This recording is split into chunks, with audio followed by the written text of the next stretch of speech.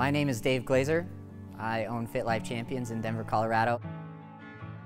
About 3.5 years into my business, I needed a change in my own life. I was losing passion for my business and I was losing passion for serving clients. I tried Jiu-Jitsu for the first time. It was the challenge that I was looking for, both mentally, emotionally, and physically, because I was pretty much at rock bottom. And I know that when we combine our clients' purpose with the right program designed specifically for them, we can help them reach any goal that they set forth.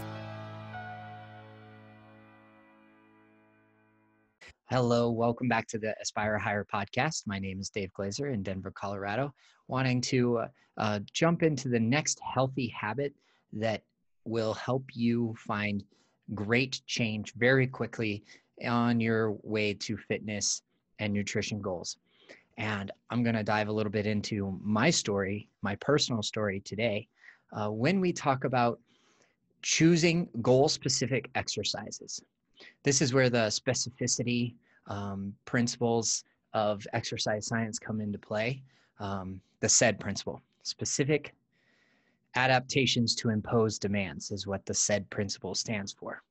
If you're an exercise science nerd like myself, a nutrition nerd like myself, you'll understand that specific adaptations to impose demands will help our athletes and our general population clients reach their goals quicker and safer.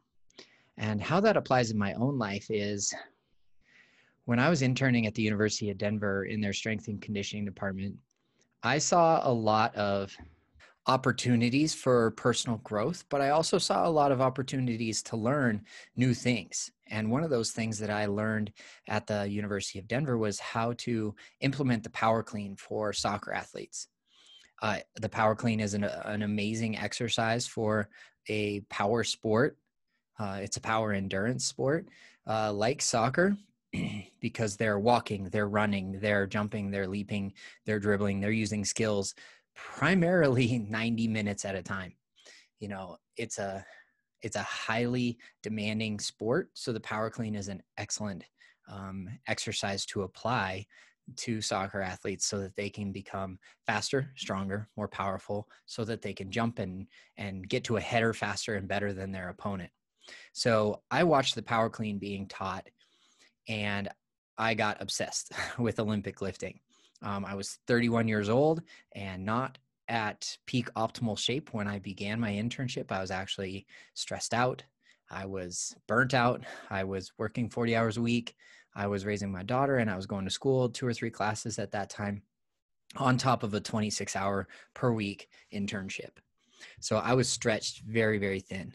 And I waited until after that internship and after college to really start to attack and implement my goals through Olympic lifting. And that was great. When I started building my business in 2011, 2012, I found a gym with some bumper plates and some barbells and enough room for me to get the work done that I wanted to get done with Olympic lifting. So went into the power clean, and that gym also offered boxing classes. As a trainer there, they were free for me to take. So I jumped in and learned from some professional MMA guys how to do boxing, heavy bag work, a little bit of mitt work, and some speed through the hands. What I found out is that the power clean, doing that 3 days a week plus boxing 3 days a week, is not choosing specific exercises for my goals. First of all, I didn't really know what my goals were at the time. I really wanted to build power, build strength, and build speed to be the best coach that I possibly could.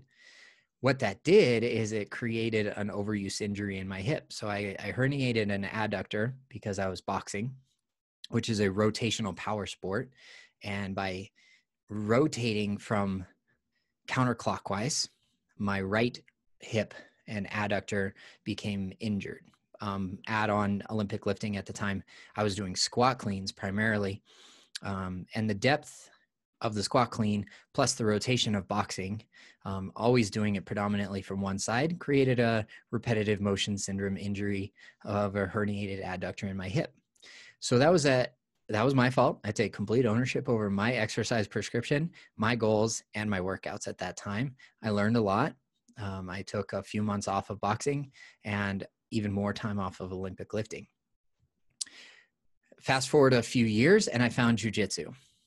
I was still in love with Olympic lifting. I was actually proficient at the snatch, increased my snatch PR by about 50 pounds at one point when I was dedicating once or twice weekly to the technique and to increasing power and stability in the shoulder joint through the snatch. So I was pretty pleased with my results there, and still hitting the power clean. Got back up to about 1.0 ratio of my body weight.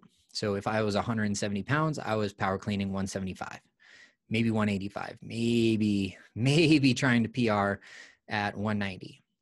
Eventually, while still training jiu-jitsu, I eventually hit a 205 squat clean as a PR, which is pretty decent for a 39-year-old jiu-jitsu athlete. That brings me to the specificity of exercise selection to our specific goals. Now, if I want to be the best jiu-jitsu athlete that I possibly can be, power cleans are great, but they're probably not the best way for me to get there. The power cleans are going to increase muscle mass, increase power, which is great. But what I found is that my hip flexor dominant exercise of the power clean or the squat clean and the hip flexor dominant sport of jiu-jitsu weren't the best match. So in the last 9 months of 2020, since about March when the gym shut down that I was working at and I no longer had access to barbells and bumper plates, which is right around the time that I hit the 205 PR on a squat clean. It's on Instagram if you guys want to watch the video. Dave Glaser _CSCS. When the gym shut down because of coronavirus, I decided, okay, I'm going to start to do body weight workouts at home. And I had a pair of 15-pound dumbbells. So I was going to stick to those. But my jiu-jitsu gym also shut down. So what that allowed me to do is it allowed me to reset all of the mobility challenges that I discovered as an Olympic lifting athlete, plus jiu-jitsu.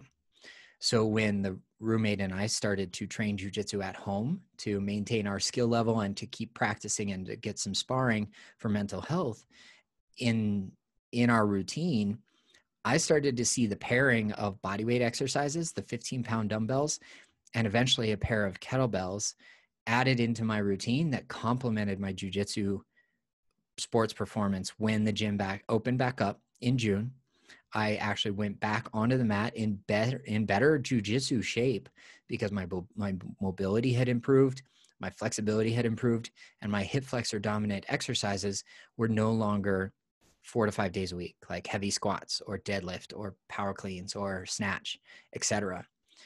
Stretching the hip flexor and using it as a dominant stabilizer in all those exercises and then taking it to the mat. Oh, I got all that time to rest my body and to recover and to get back on track with my choosing of specific exercises for specific goals. So that's healthy habit number 6 out of 7. Wanted to introduce this one today as I'm back to training jiu-jitsu 3 days a week, and I am primarily doing kettlebell workouts at home or with clients at this time. So if you guys are looking for a virtual personal trainer, sign up for a complimentary consultation. I'll put the link in the show notes below. We'll spend about 45 minutes just learning what your goals are currently, and we'll put a plan in place, whether you purchase a package from us or not. We'll put a plan in place for you to get workouts completed in about 30 to 45 minutes at home when the gym is a less than safe place to be right now. So go ahead and click that link in the show notes below this podcast episode, or reach out to me personally on Instagram, Dave Glaser _CSCS. And we'll talk more about how specific exercise selection can help you reach your goals quickly and safely. Again, this is Dave Glaser in Denver, Colorado. Until the next episode, where we will introduce healthy habit number 7. And then airing next week, we'll have Chad Lawrenson, co-owner of spinups.com. And he's going to come talk to us about how mental health through fitness and nutrition has helped him and his partner instill purpose in their life. So talk to you soon, guys.